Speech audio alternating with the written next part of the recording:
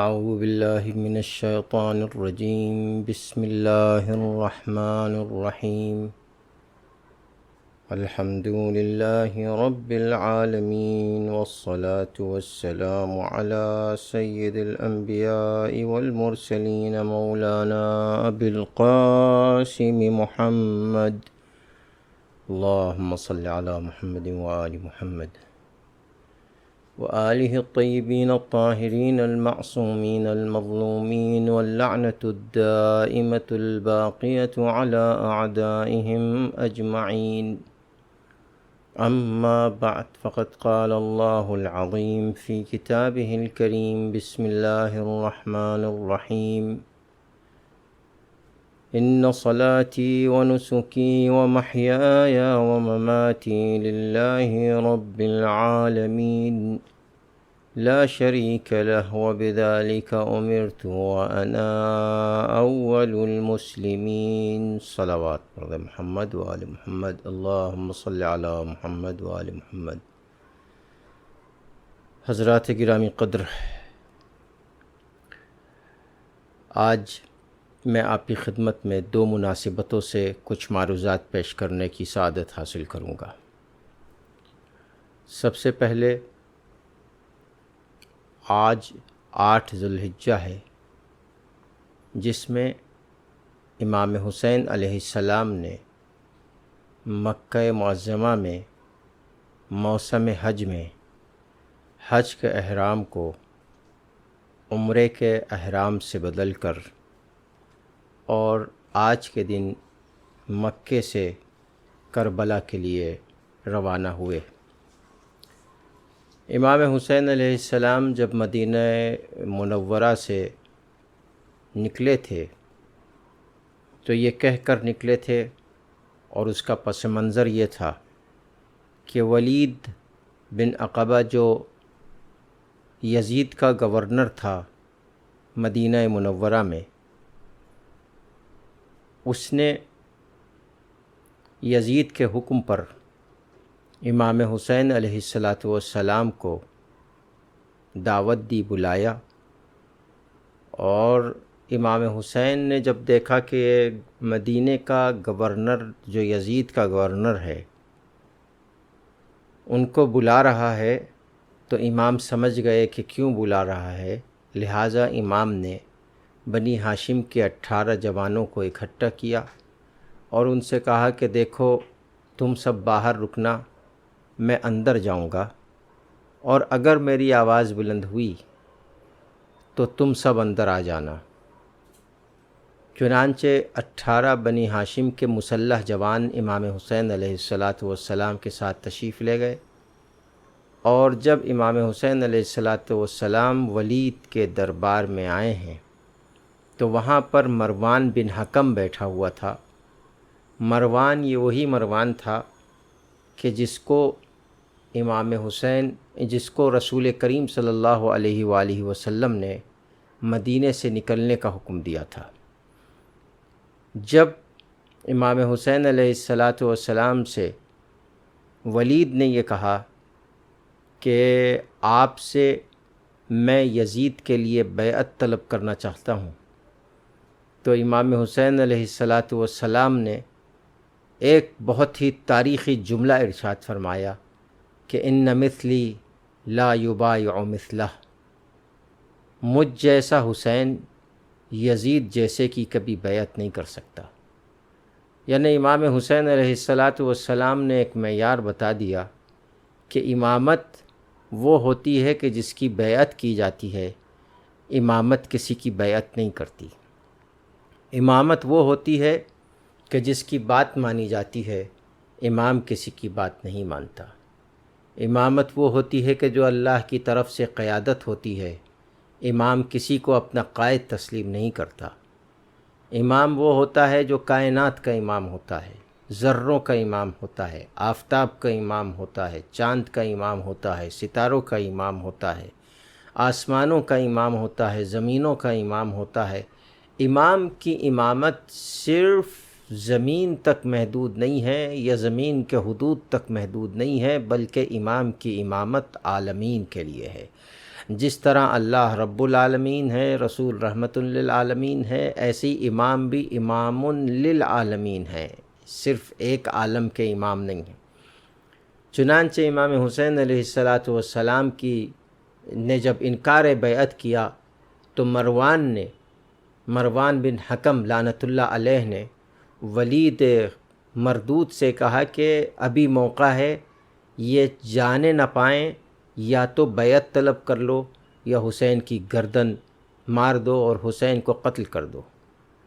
تو جیسے ہی امام حسین نے مروان جیسے خبیث سے یہ سنا تو فوراً امام حسین علیہ السلام نے یہ ارشاد فرمایا کہ اے مروان، تیری کیا حیثیت اور تیری کیا مجال کہ حسین سے بیعت طلب کرے۔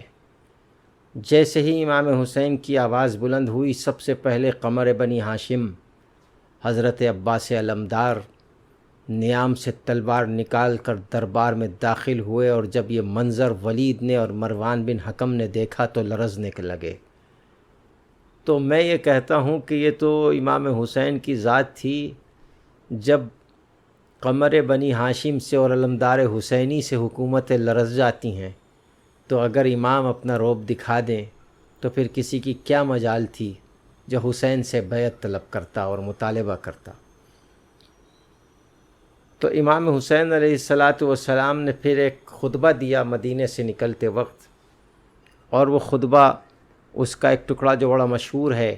اور آپ حضرات سنتے رہتے ہیں، اور وہ خطبہ یہ ہے کہ انی لم اخرج اشرن ولا بطرن ولا مفسدن ولا ظالما وانما خرجت لطلب الاصلاح فی امت جدی اريد ان اامر بالمعروف وانهى عن المنکر واسیر بسیرت جدی وابی علی بن ابی طالب۔ میں کسی بھی حکومت کی طلب کے لیے نہیں نکل رہا ہوں، میں نہ فساد پھیلانے کے لیے نکل رہا ہوں، نہ دولت حاصل کرنے کے لیے نکل رہا ہوں، نہ ظلم کرنے کے لیے نکل رہا ہوں، بلکہ میں یہ دیکھتا ہوں کہ اس وقت میرے جد کی امت میں جو خرابیاں آ گئی ہیں اس کی اصلاح کے لیے نکل رہا ہوں۔ ارید ان اامر بالمعروف، میں یہ چاہتا ہوں کہ نیکی کا حکم دوں، وانہی عن المنکر، اور برائیوں کو روک دوں، واسیر بسیرت جدی، اور میں اپنے جد رسول کریم کی سیرت پر چلوں گا، وابی علی ابن ابی طالب، اور اپنے باپ علی ابن ابی طالب کی سیرت پر چلوں گا۔ یعنی واضح اعلان کیا کہ میں لا الہ الا اللہ کے ساتھ ساتھ محمد رسول اللہ اور علی ولی اللہ کی سیرت پر چلوں گا۔ یہ میرے مولا نے ارشاد فرمایا۔ وہاں سے 28 رجب سن 60 ہجری کو مکہ معظمہ تشریف لے گئے، اور شعبان کو 3 شعبان کو یا 2 شعبان المعظم کو مکہ معظمہ میں تشریف لائے، اور 2 شعبان المعظم سے لے کر اور 8 ذی الحجہ تک امام حسین علیہ السلام اپنے اس قافلے کے ساتھ، بنی ہاشم کے ساتھ، بیبیوں کے ساتھ مکہ معظمہ میں رہے۔ موسم حج آیا، اور جب موسم حج کی 8 تاریخ آئی، 8 ذی الحجہ آئی، تو امام حسین علیہ السلام نے احساس کیا اور محسوس کیا کہ یزید نے اپنے کارندوں کو معین کیا ہے کہ کہیں بھی امام حسین علیہ السلام ملیں تو حج کی بھیڑ میں امام حسین کو قتل کر دینا، پتہ بھی نہیں چلے گا کہ کس نے قتل کیا، نہ میرے اوپر الزام آئے گا نہ حکومت پر الزام آئے گا، اور بس یہ ہو جائے گا کہ کسی نے حسین کو قتل کر دیا، معاملہ یہیں پر ختم ہو جاتا۔ لیکن اسلام کی وہ طاقت اور وہ قوت جو رسول کریم نے پیش کی تھی، جو تصور رسول کریم نے پیش کیا تھا، جو کردار رسول کریم نے پیش کیا تھا، جو اسلام کے اسرار و رموز رسول کریم نے پیش کیے تھے، وہ مکہ ہی میں دفن ہو کر رہ جاتے۔ امام حسین علیہ السلام نے امامت کی حکمت اور مصلحت کو دیکھتے ہوئے 8 ذی الحجہ کو اپنا احرام حج تمتع میں بدل کر عمرہ تمتع میں بدل کر امام حسین، عمرہ مفردہ میں بدل کر امام حسین علیہ الصلاۃ والسلام نے 8 ذی الحجہ کو مکے سے کربلائے معظمہ کے لیے روانگی اختیار کی، اور حضرت عباس علیہ الصلاۃ والسلام کا وہ خطبہ جو آپ حضرات نے بارہا علماء اور خطبہ سے سنا ہے کہ جو حضرت عباس علمدار علیہ الصلاۃ والسلام نے بیت اللہ کی چھت پر جا کر دیا تھا، حاجیوں کی بھیڑ میں دیا تھا، خانہ کعبہ کی چھت سے دیا تھا، وہ خطبہ حضرت عباس جس کا جملہ خطاب کا یہ ہے ایتھا الکفرۃ الفجرہ، اے کافرو اور اے فاجرو۔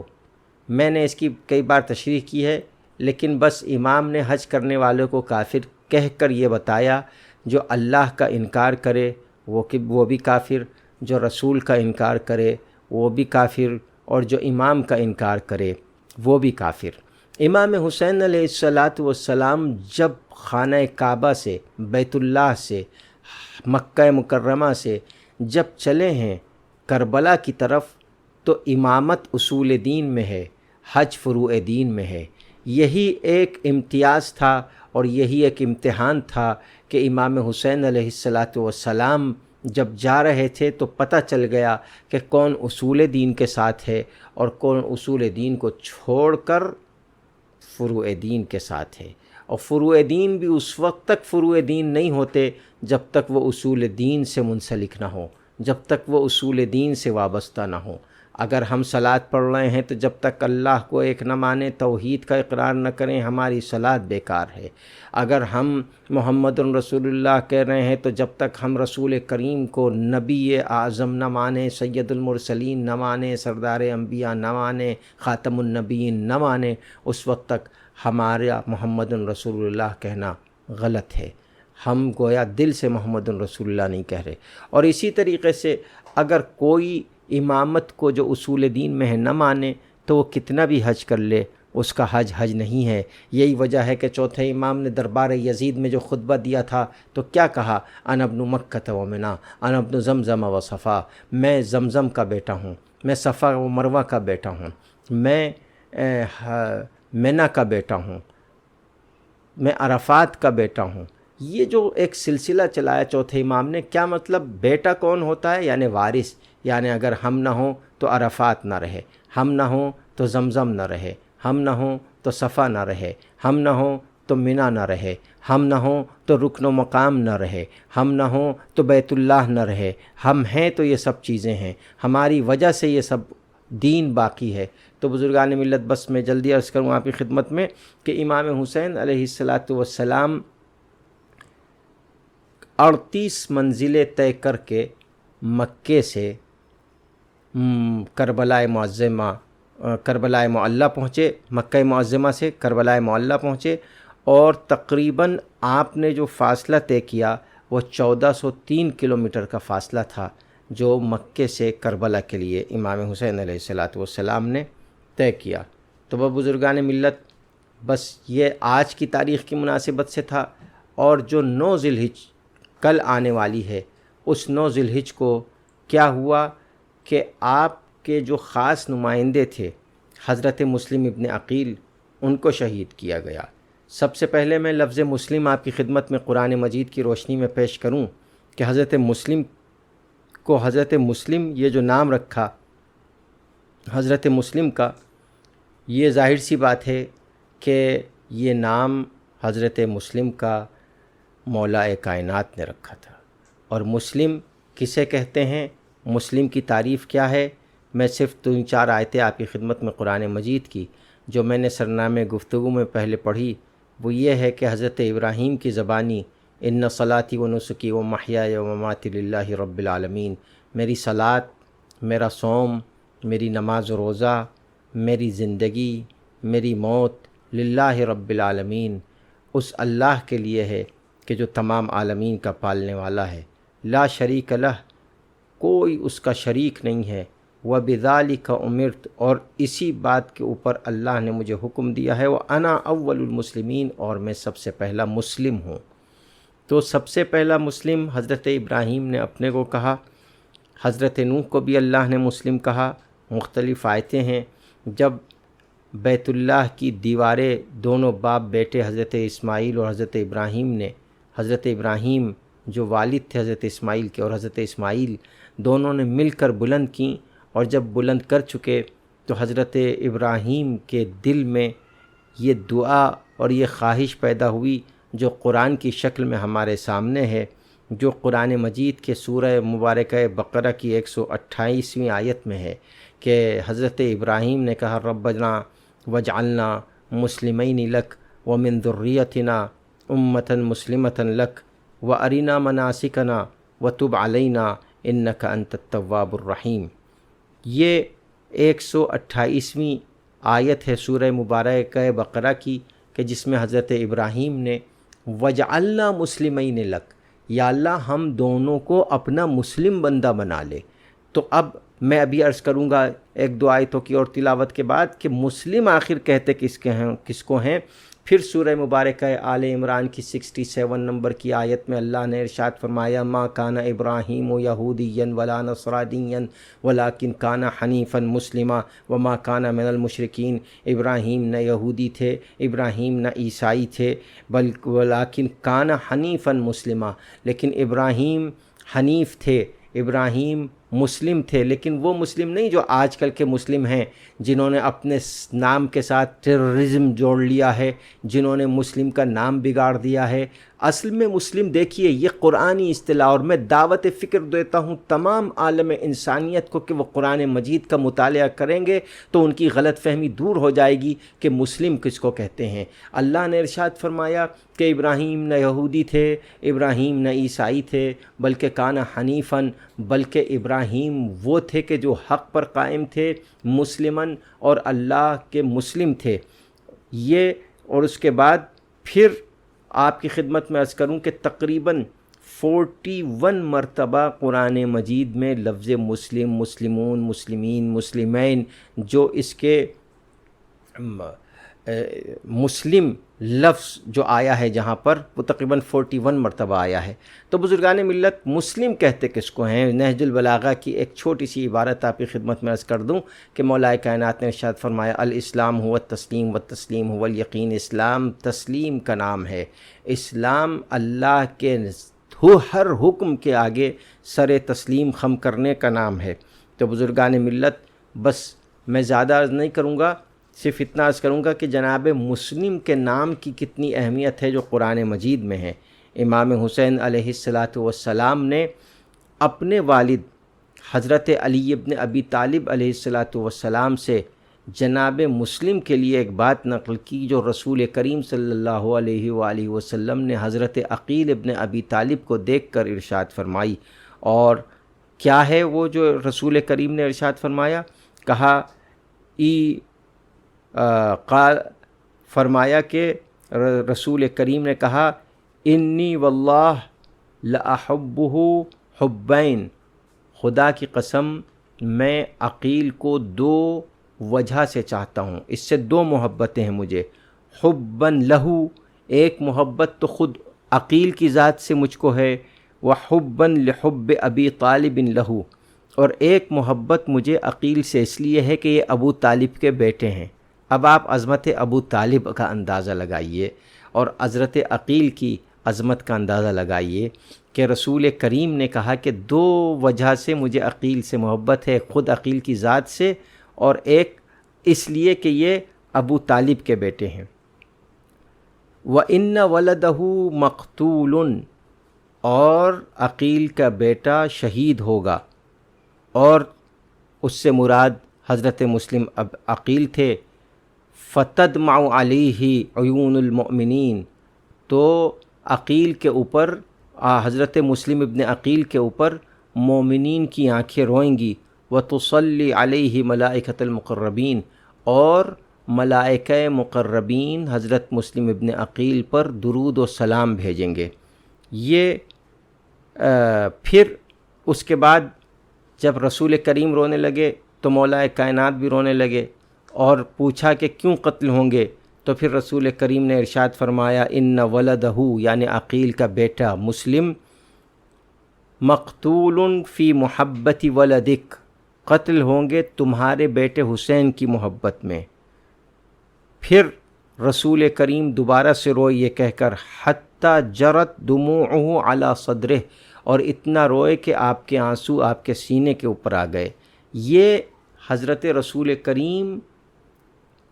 نے جو عظمت بیان کی حضرت مسلم کی، اس سے اندازہ ہوتا ہے کہ حضرت مسلم کون تھے، کیا ان کی شخصیت تھی، کیا ان کی عظمت تھی۔ اور اس کے بعد پھر بس جلدی سے میں آپ کی خدمت میں عرض کر دوں کہ حضرت مسلم بن عقیل کا نام مسلم تھا، عقیل کے بیٹے تھے، ابو طالب کے پوتے تھے، کنیت ابو عبداللہ تھی، ولادت 22 ہجری میں ہوئی، مدینہ منورہ میں آپ کی ولادت ہوئی۔ آپ کی والدہ سیدہ علیہ الرقیہ جو مولائے کائنات کی بیٹی تھیں، اور ایک روایت کے مطابق حضرت عباس علمدار کی بہن تھیں، وہ حضرت مسلم ابن عقیل کی زوجہ تھیں۔ تو آپ کی والدہ سیدہ علیہ تھیں، اور حضرت مسلم کے لیے ایک روایت ہے، اور وہ روایت یہ ہے کہ کانا عاقلاً، بنی ہاشم میں ان کی شخصیت ایسی تھی کہ وہ عقل مند کہلاتے تھے، عالماً بہت بڑے عالم کہلاتے تھے، شجاعاً بہت بڑے شجاع تھے، صاحب شجاعت تھے، بہادر تھے، اور من اجلت بنی ہاشم، بنی ہاشم کے پرجلال لوگوں میں سے تھے، شخصیتوں میں سے تھے۔ وَكَانَ الْإِمَامُ الْحُسَيْنِ علیہ السلام يُلَقَّبُ بِثِقَتِي، اور امام حسین علیہ السلام حضرت مسلم ابن عقیل کو کہتے تھے کہ یہ میرے بھروسے کا ہے، میرا بھائی میرے بھروسے کا ہے، اور ان کی طرف اشارہ کرتے تھے۔ اس کے بعد یہی چیز خط میں امام حسین علیہ السلام نے لکھی۔ آپ کی شہادت 9 ذی الحجہ سن 60 ہجری میں کوفے میں اب عبید اللہ ابن زیاد لعنت اللہ علیہ نے آپ کو شہید کروایا۔ تو بس یہ حضرت مسلم سے متعلق میں آپ کی خدمت میں عرض کر دوں، اور یہ بھی ایک بات عرض کر دوں کہ مدینے میں 3 شخصیتیں تھیں جو بہت بہادر تھیں۔ ایک حضرت عبداللہ ابن جعفر طیار، ایک حضرت عباس علمدار، اور ایک حضرت مسلم ابن عقیل۔ حکمت امامت نے ان تینوں کو الگ الگ کر دیا، اس لیے کہ اگر تینوں مدینے میں ایک ساتھ ہوتے اور جنگ ہو جاتی تو کوئی دنیا نہیں فتح کر سکتی تھی اس جنگ کو ان تینوں کے سامنے، اور اگر یہ تینوں کربلا میں جمع ہو جاتے تو کربلا کی تصویر ہی بدلی ہوئی ہوتی۔ ظاہر سی بات ہے کہ یہ حضرت مسلم بن عقیل، تو تینوں کو الگ الگ مولا نے کیا۔ حضرت عبداللہ ابن جعفر طیار کو مدینہ منورہ میں معین کیا، اور حضرت عباس کو اپنے ساتھ لے کر آئے، اور حضرت مسلم بن عقیل کو اپنا سفیر بنا کر کوفے میں بھیجا۔ بس کوفے سے متعلق 2-3 باتیں آپ کی خدمت میں عرض کرنا چاہتا ہوں کہ جب حضرت مسلم بن عقیل کوفے آئے ہیں تو حضرت مختار ثقفی علیہ الرحمہ کے گھر آ کر اترے ہیں۔ اس سے اندازہ لگائیے کہ حضرت مختار ثقفی کا کیا مقام اور مرتبہ تھا کہ امام حسین کا سفیر ان کے گھر آ کر اترا۔ تو جو لوگ حضرت مختار ثقفی کے خلاف حرزہ سرائی کرتے ہیں اور ان کے خلاف جو بات کرتے ہیں وہ بالکل جاہل ہیں، ان کو نہیں پتہ کہ حضرت مختار کی کیا عظمت تھی۔ سوچئے کہ حضرت مسلم بغیر امام حسین کی اجازت کے حضرت مختار کے گھر چلے جاتے اگر حضرت مختار میں کوئی کمی ہوتی؟ نہیں، حضرت مختار کا پہلا گھر تھا کہ جہاں پہ حضرت مسلم ابن عقیل نے قدم رکھا۔ اور جب ابن زیاد کو پتہ چلا کہ حضرت مختار ثقفی کے گھر ہیں حضرت مسلم ابن عقیل، تو پھر آپ حضرت ہانی ابن عروہ کے گھر آ کر رہے، اور پھر وہیں سے آپ گئے ہیں جنگ کرنے کے لیے طوعہ کے گھر جب آئے ہیں اس کے بعد۔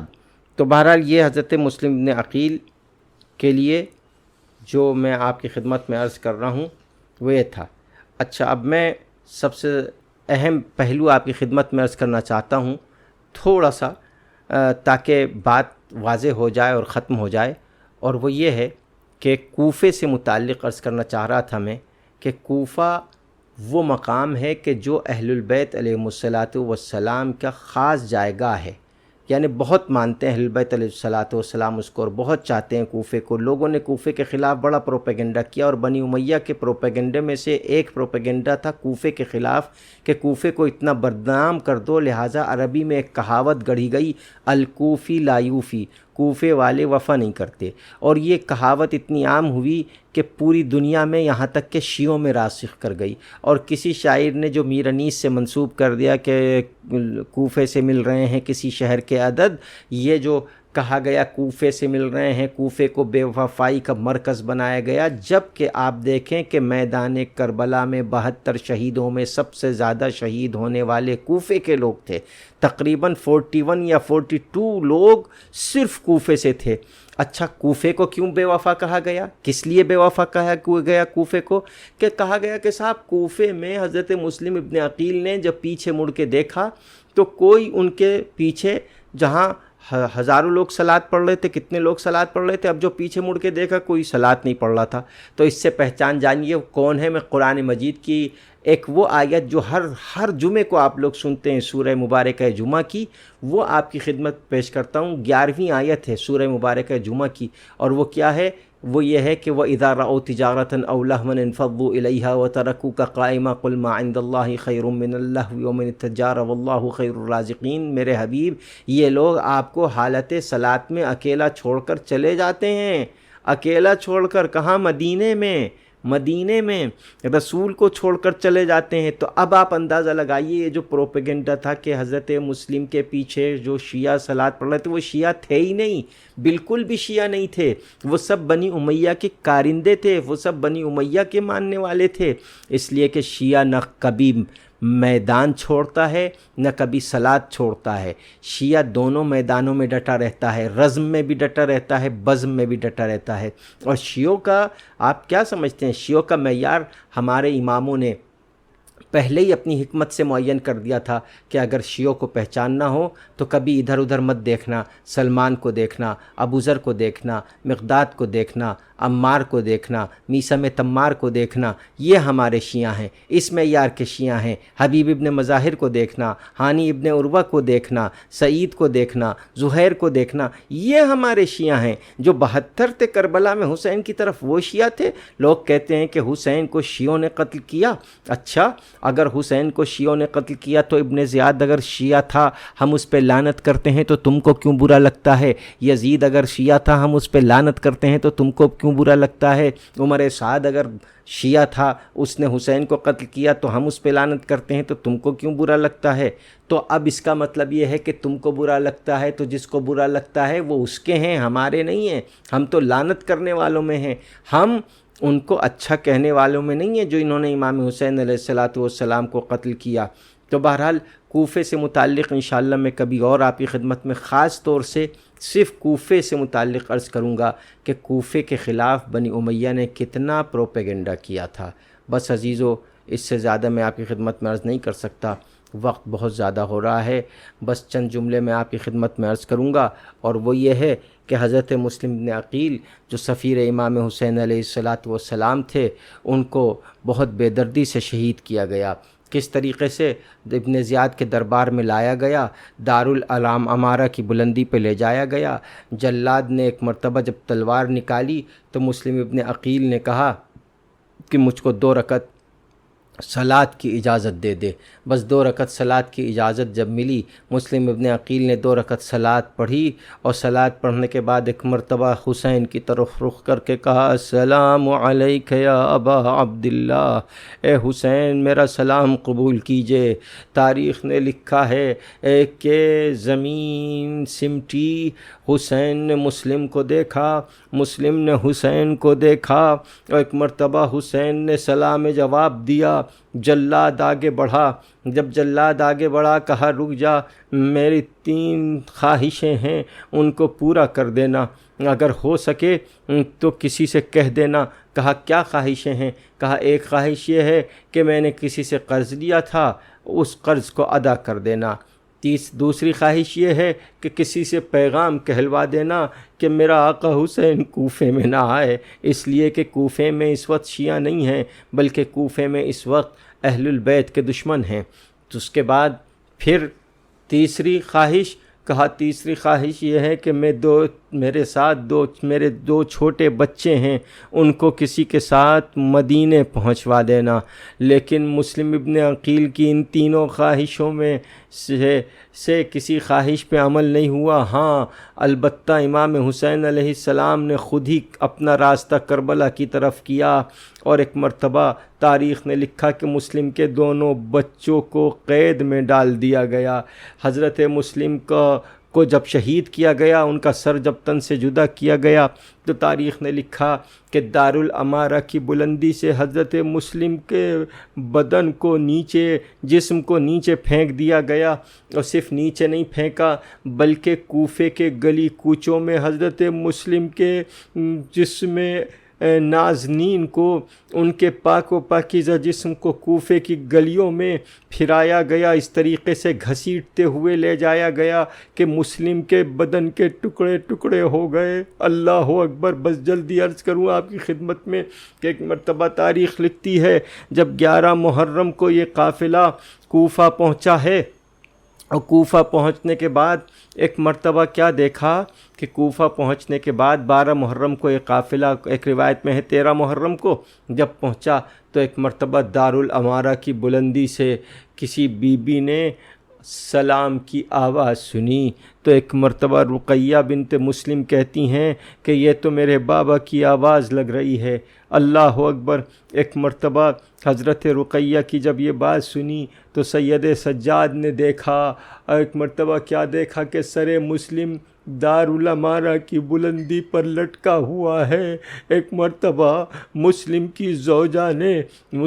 زوجہ نے ایک مرتبہ مسلم کو دیکھا اور بس ایک سوال کیا کہ اے مسلم، 2 بچے میرے ساتھ تھے جو میں نے حسین پر قربان کر دیے، یہ بتاؤ کہ 2 بچے تمہارے ساتھ آئے تھے، وہ کہاں ہیں؟ الا لعنۃ اللہ علی قوم الظالمین وسیعلم الذین ظلموا ای منقلب ینقلبون۔